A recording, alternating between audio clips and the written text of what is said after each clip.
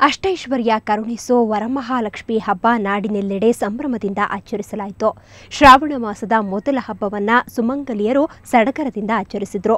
ರಾಜ್ಯದೆಲ್ಲೆಡೆ ಮನೆಯಲ್ಲಿ ವರಮಹಾಲಕ್ಷ್ಮಿ ಪ್ರತಿಷ್ಠಾಪಿಸಿ ವಿಶೇಷ ಪೂಜೆ ಸಲ್ಲಿಸಲಾಯಿತು. ದೇವಾಲಯಗಳಲ್ಲೂ ವಿಶೇಷ ಪೂಜೆ ನಡೆಯುತ್ತಿದೆ. ರಾಜ್ಯದ ವಿವಿಧೆಡೆ ವಿಭಿನ್ನವಾಗಿ ಹಬ್ಬವನ್ನು ಆಚರಿಸಲಾಯಿತು. ಬನ್ನಿ, ರಾಜ್ಯದಲ್ಲಿ ಹಬ್ಬದ ಸಡಗರ ಹೇಗಿತ್ತು ನೋಡೋಣ. ಅಷ್ಟೈಶ್ವರ್ಯಕ್ಕಾಗಿ ವಿಶೇಷ ಪೂಜೆ.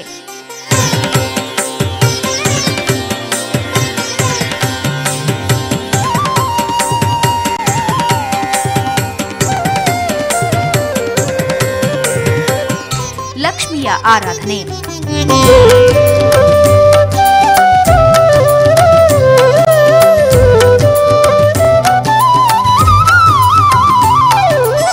ಮುತ್ತೈದೆಯರಿಗೆ ಬಾಗಿನ.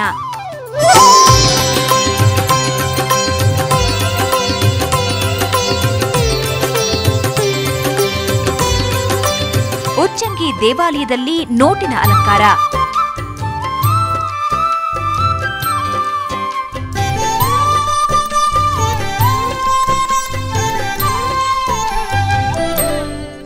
ಚೂಡಿ ಪೂಜೆ.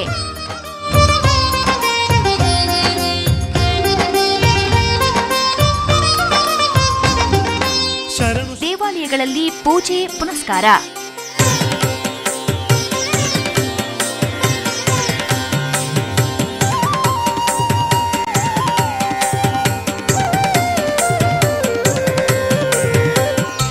ವಾದ್ಯ ಮೇಳಗಳೊಂದಿಗೆ ಪೂಜೆ.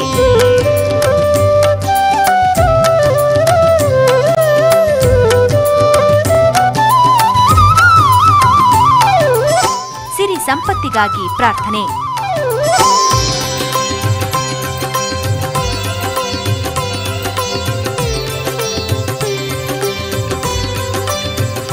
ಐಶ್ವರ್ಯ ವೃದ್ಧಿಗೆ ಪೂಜೆ.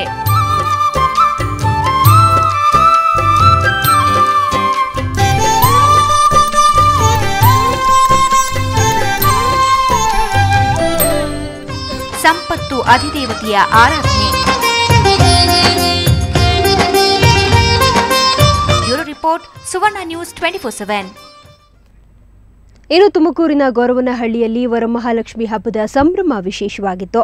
ಹಬ್ಬದ ಅಂಗವಾಗಿ ಲಕ್ಷ್ಮೀ ತಾಯಿಗೆ ವಿಶೇಷ ಅಲಂಕಾರ, ಅಭಿಷೇಕಗಳು ನಡೆದವು. ರಾಜ್ಯ ಸೇರಿದಂತೆ ಹೊರ ರಾಜ್ಯದಿಂದಲೂ ಸಾವಿರಾರು ಭಕ್ತರು ದೇಗುಲಕ್ಕೆ ಭೇಟಿ ನೀಡಿದರು.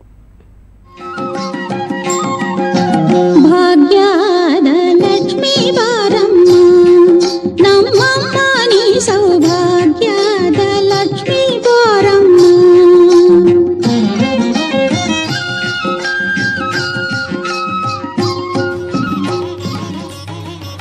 ತುಮಕೂರಿನ ಇತಿಹಾಸ ಪ್ರಸಿದ್ಧ ಗೊರವನಹಳ್ಳಿ ಲಕ್ಷ್ಮೀ ದೇವಸ್ಥಾನದಲ್ಲಿ ವಿಶಿಷ್ಟವಾಗಿ ವರಮಹಾಲಕ್ಷ್ಮಿ ಹಬ್ಬವನ್ನ ಆಚರಿಸಿಕೊಂಡು ಬರಲಾಗ್ತಿದೆ. ಹಬ್ಬದ ಅಂಗವಾಗಿ ಪೂಜಾ ಕಾರ್ಯಗಳು ವಿಜೃಂಭಣೆಯಿಂದ ನೆರವೇರಿದವು.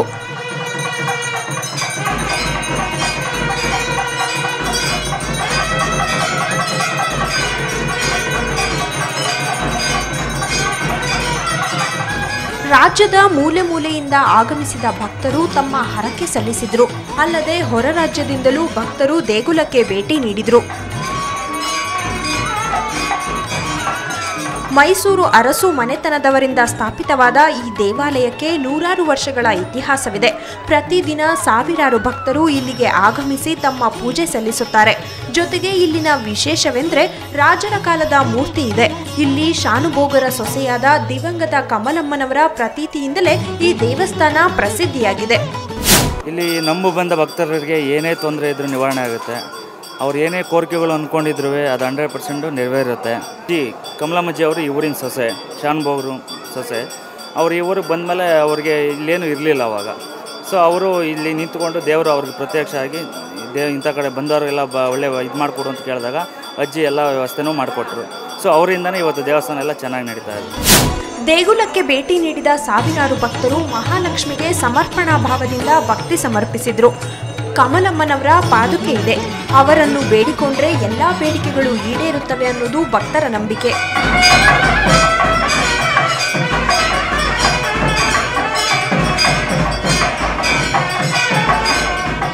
ಚೆನ್ನಾಗಾಗಿದೆ. ಅಮ್ಮವ್ರದ್ದು ಆಶೀರ್ವಾದ ಎಲ್ಲ ಮನೆಯಲ್ಲೆಲ್ಲ ಚೆನ್ನಾಗಾಗ್ತಾ ಇದೆ.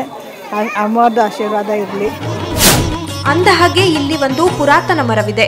ಈ ಮರಕ್ಕೆ ಭಕ್ತರು ಹಸಿರು ಬಳೆ ಕಟ್ಟುವ ಸಂಪ್ರದಾಯ ಬೆಳೆದು ಬಂದಿದೆ. ಬರೀ ಮಹಿಳೆಯರಷ್ಟೇ ಅಲ್ಲ, ಯುವಕರು ಬಳೆ ಕಟ್ಟುತ್ತಾರೆ. ಈ ರೀತಿ ಕಟ್ಟೋದ್ರಿಂದನೂ ಬೇಡಿಕೆ ಈಡೇರುತ್ತೆ ಅಂತಾರೆ ಯುವಕರು.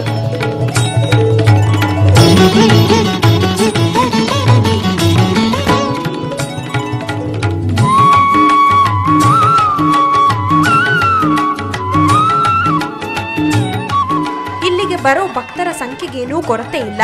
ಅಲ್ಲದೆ ವರ್ಷದಿಂದ ವರ್ಷಕ್ಕೆ ಹಬ್ಬದ ಕಳೆಯೂ ವಿಭಿನ್ನವಾಗಿರುತ್ತದೆ. ಪ್ರತಿಮಾ ಭಟ್, ಸುವರ್ಣ ನ್ಯೂಸ್ 24/7, ತುಮಕೂರು.